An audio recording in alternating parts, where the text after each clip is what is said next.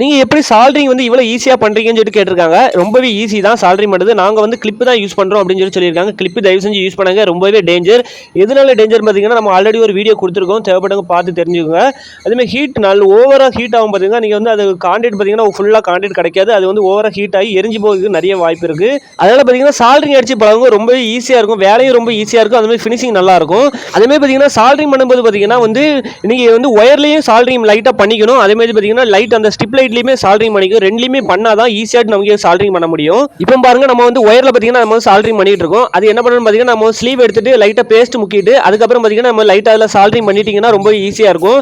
அதேமாதிரி தேவைக்கு அதாவது நம்ம எந்த ஒயரில் பண்ணுறோமோ அந்த ஒயர் நீங்கள் சால்ட்ரிங் பண்ணி வச்சுக்கிட்டு அதுக்கப்புறம் என்ன பண்ணணும் பார்த்தீங்கன்னா, அந்த லைட்டு எந்த லைட்டில் நீங்கள் பண்ண போறீங்களோ அந்த லைட்டில் பார்த்தீங்கன்னா லைட்டாக பேஸ்ட் தடவிங்க. அந்த காப்பர் இருக்கும், அதில் சால்ட்ரிங் பண்ண மாதிரி அந்த காப்பரில் பார்த்தீங்கன்னா லைட்டாக நீங்கள் வந்து பேஸ்ட் வச்சுக்கோங்க. பேஸ்ட் வச்சுக்க பார்த்தீங்கன்னா வந்து அதில் லைட்டாக பார்த்தீங்கன்னா அதில் பார்த்தீங்கன்னா சால்ட்ரிங் பண்ணும்போது அந்த சால்ட்ரிங் அயன் பார்த்தீங்கன்னா கரெக்டாக அதில் ஒட்டிக்கிடும். இப்போ பார்த்தா தெரியும். அதில் நம்ம வந்து இதுலையுமே சால்ட்ரிங், அந்த லைட்லையுமே சால்ட்ரிங் பண்ணியிருக்கோம். அது போக பார்த்தீங்கன்னா நம்ம வந்து ஒயர்லையுமே சால்ட்ரிங் பண்ணி எடுத்துக்கிட்டோம்.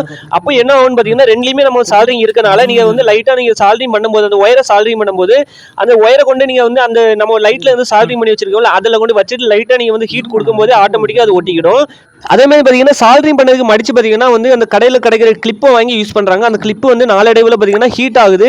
அது ஹீட் ஆகுதுன்னா ஏகப்பட்ட ஹீட் ஆகி அதில் நிறைய ப்ராப்ளங்கள் இருக்குது. அது யாருக்கும் தெரியதில்லை. அதனால இன்ன வரைக்குமே வந்து அந்த கிளிப்பு தான் யூஸ் பண்ணுறாங்க. அந்த மாதிரி தயவு செஞ்சு அந்த கிளிப்பு யூஸ் பண்ணாமல் வந்து சால்ட்ரிங் பண்ணுங்க, சூப்பராக இருக்கும். நம்ம பார்த்தீங்கன்னா ஸ்டிப் லைட்டில் சால்ட்ரிங் பண்ணும்போது இந்த எண்டில் சால்ட்ரிங் பண்ணாமல் ஒரு கண்ணி 2 கண்ணி விட்டுட்டு நீங்கள் சால்ட்ரிங் பண்ணிங்கன்னா நாளைக்கு மெயின்டைன் பார்க்கறதுக்கு ரொம்பவே ஈஸியாக இருக்கும்.